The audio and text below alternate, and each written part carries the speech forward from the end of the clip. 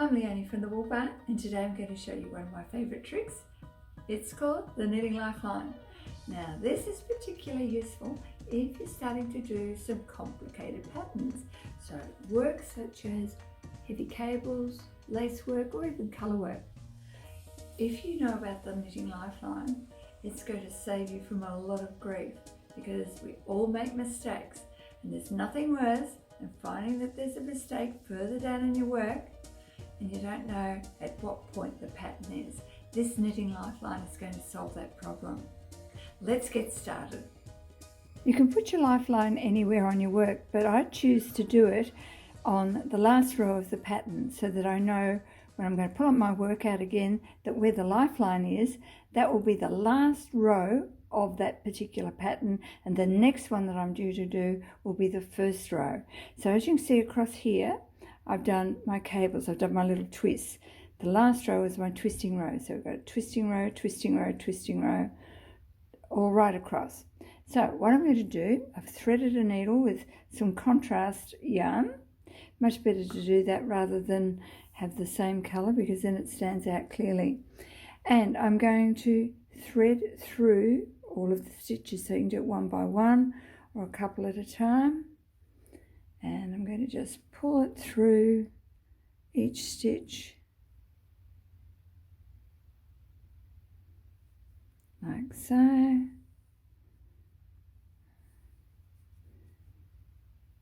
it won't affect the work at all because it's just a thin piece of yarn. You want to make sure you don't catch the work though. You don't want to split a stitch while you're doing it, because then it won't pull out as easily. And if your knitting's a little bit tight, you might find it more of a struggle to get it through. But you can see what I'm doing.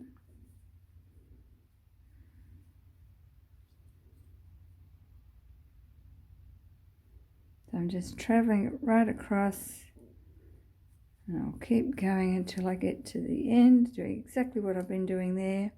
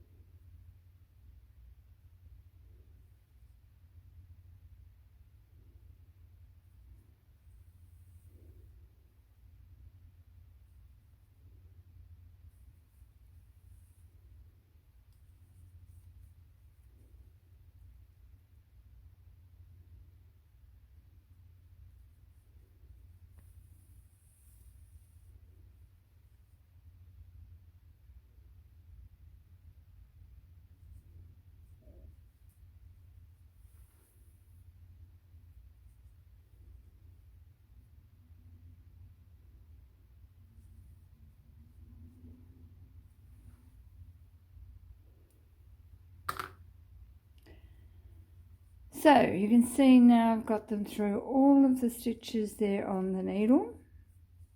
So that little black thread's going to act like a fake needle. So if I have done further with my work and I find that there's a mistake somewhere, I can just rip it all out all the way down to this black thread, and all those stitches will still be on the black thread. Even once the needle's not there in those stitches, that black thread will be there, and that will stop all of the stitches from traveling down when you pull out your work. So if you're doing highly patterned work, this is so helpful. Nothing worse than having a high pattern and not knowing what the next row is, also to then lose a couple of stitches further down. So what I would keep doing now is to just keep doing my work. So this one will just be following the pattern, and I'll show you what happens after I've done a couple of rows, and I'll pull it out for you so that you can see what we've done. So oops, we've just got to be careful we don't knit the black thread as well, and that's why it's also good to have it as a different colour.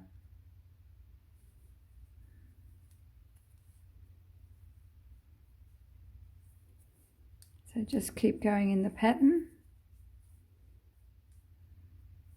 as if the black wool is not there.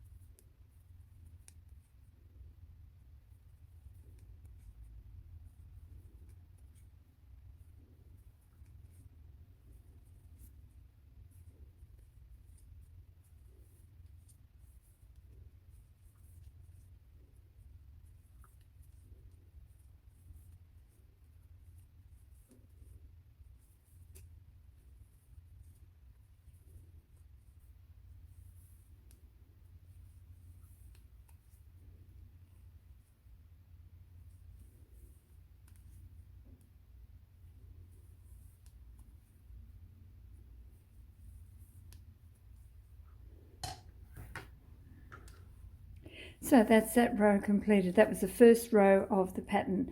Now this is an 8-row pattern, so I've just completed the first row, and you can see that little black tacking stitch is just still there in the row, saving all those stitches. So I'll do one more row of this particular work. Excuse me dropping the needles. So here we go. I won't have to be so careful with this row because the black thread is a little bit further down now.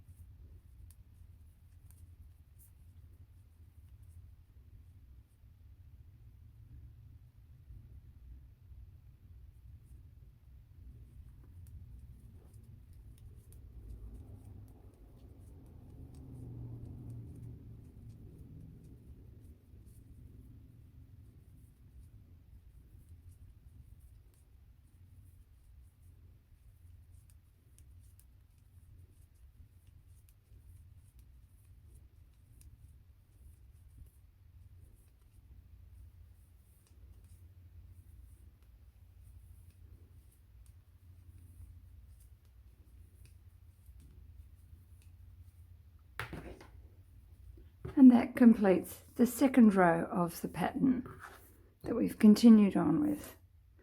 So you can see that little black line that's connected to each end there. Now what I would do if I was doing a highly patterned work, I would put that thread in on the first row of the pattern all the way up, so that then wherever the mistake was, I knew I could take it down. And when you finish the work, if you've got no mistakes in your work, you can just pull these out anyway. That'll be fine. But they won't make any difference to the work. They won't damage it. But it's a nice little safety thing to do. It's insurance policy so that you don't have a problem. Now I'm going to show you how I pull it out to the black thread. So if I decide I've made a mistake in that second last row, the first one of the pattern, I can just pull out the work like so.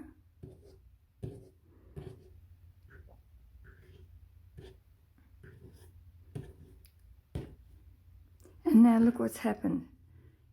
See how that is still on the thread. So that's like a really skinny needle.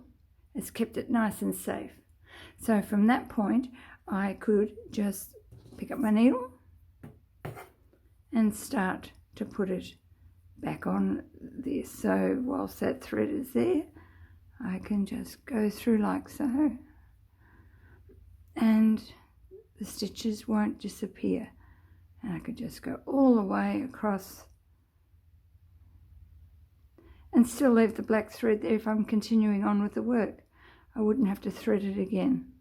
But that just stops it unravelling any further. So I'll just take it all the way across so that you can see how it has been saved.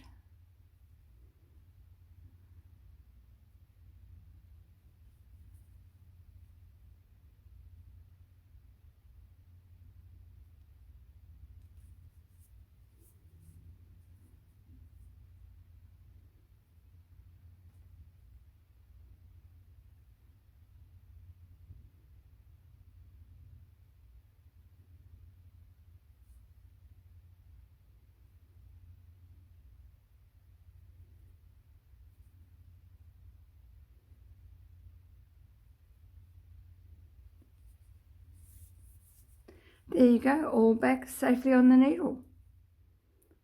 So I would be inclined to leave that in the work until I'd finished my piece. But that's a very easy way to save yourself a bit of effort, because we do make mistakes when we knit.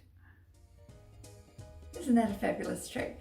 So if you are doing complicated work, don't forget to add your lifeline at the end of each of the repeating pattern rows. So it's a 14 row pattern, be on the 14th row. This one was the 8 row pattern repeating, so it's on the 8th row. But I would put it in at each section all through the work. It won't do your knitting any harm. And just leave your contrast thread hanging loose. So if you've liked that trick, don't forget to subscribe to our channel, have your notifications turned on, and then we will be told every time I've made a new video. And I've got a few tricks up my sleeve.